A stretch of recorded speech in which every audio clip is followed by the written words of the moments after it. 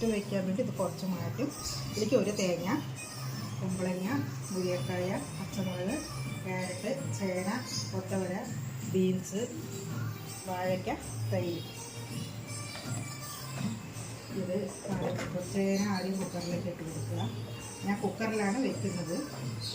ചേന, കൊത്തവര, ക്യാരറ്റ് ഇതെല്ലാം ഇട്ട് കൊടുക്കുക. അതിനുശേഷം മുരിങ്ങക്കായ, വാഴയ്ക്ക,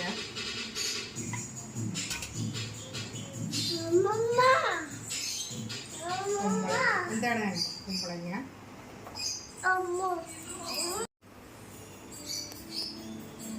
കുക്കർ നിറഞ്ഞു. താഴെയില്ല, കഷ്ണം വേകുമ്പോൾ ഒന്ന് താഴേക്ക് പൊക്കുക. ഇതിൽ ആവശ്യത്തിനുള്ള ഉപ്പ് ഇട്ട് കൊടുത്തിട്ട് അയക്കാനുള്ള തേങ്ങ മിക്സിയിലേക്ക് ഇട്ടിട്ടുണ്ട്. എരിവിന് ആവശ്യമായ പച്ചമുളക്,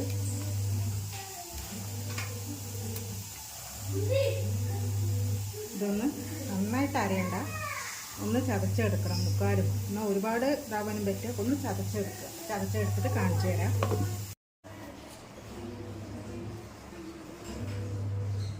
ഇത് വെള്ളമൊഴിക്കാതെ ഞാൻ വെള്ളമൊഴിക്കാതെ തേങ്ങയും പച്ചമുളകും കൂടിയിട്ട് ചതച്ച് വെച്ചാണ്. നന്നായി അരച്ചിട്ടില്ല, ഒന്ന് ചതച്ച് വെക്കണം. ഇവിടെ കഷ്ണങ്ങൾ വെന്തിട്ടുണ്ട്. ഒരു മുക്കാൽ വേവായാൽ മതി, നന്നായി വെന്ത് കരങ്ങണ്ടാവും. അതിലേക്ക് കുറച്ച് തൈര്, ആവശ്യമുള്ള തൈര്,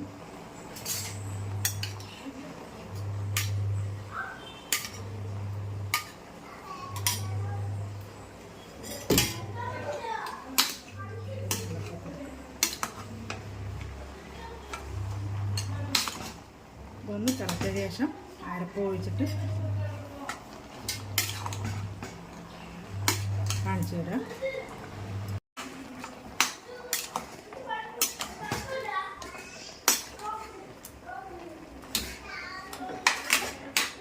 ഒന്ന് തിളച്ചിട്ട് കേട്ടോ. ഇത് രാവിലത്തെ ഇഡ്ഡലി കറി സ്പൂണിൽ വെച്ചിട്ടുണ്ട്. അത് ഉരുളക്കിഴങ്ങ്, പച്ചമുളക്, ചെറിയുള്ളി, ഇഞ്ചിയും കൂടി ഇട്ടിട്ട് വേവിച്ചിട്ട് അതിൽ ഒന്നാം പാൽ ഒഴിച്ച് തിളയ്ക്കുന്നതാണത്. ഇപ്പോൾ തിളച്ചു. രണ്ടാം പാൽ ഒഴിക്കണം. ആദ്യത്തെ പാൽ, ഒന്നാം പാൽ. ഇത് തിളയ്ക്കണ്ട, ഒന്ന് ഇതായാൽ മതി. ഒന്ന് ചെറിയൊരു പത പോലെ വന്നുടനെ ഓഫ് ചെയ്തിട്ട് വെളിച്ചെണ്ണയും കറിവേപ്പിലയും ഇട്ട് കൊടുക്കുക. അരപ്പ്, തേങ്ങ അരപ്പ് എടുത്തിട്ടുണ്ട്.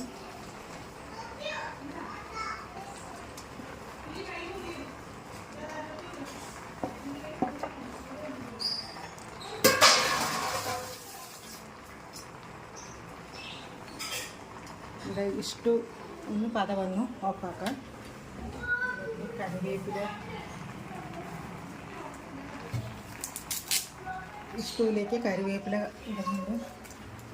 കുറച്ച് വെളിച്ചെണ്ണ ഒഴിക്കുക.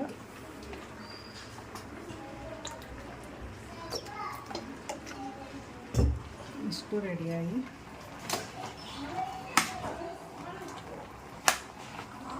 ഇട്ടിട്ട് ഇളക്കാം.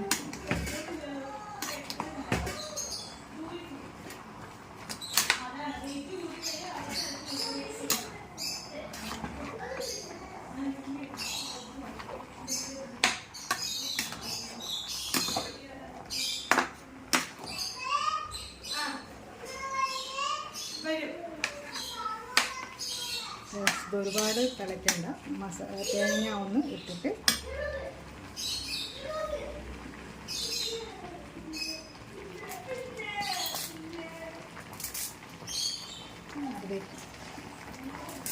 ഇതിലേക്കും കറിവേപ്പില ഇടുക. കുറച്ച് വെളിച്ചെണ്ണ ഒഴിക്കും. എല്ലാം ഇളക്കിയിട്ട് കഴിഞ്ഞു. അവിയൽ റെഡി.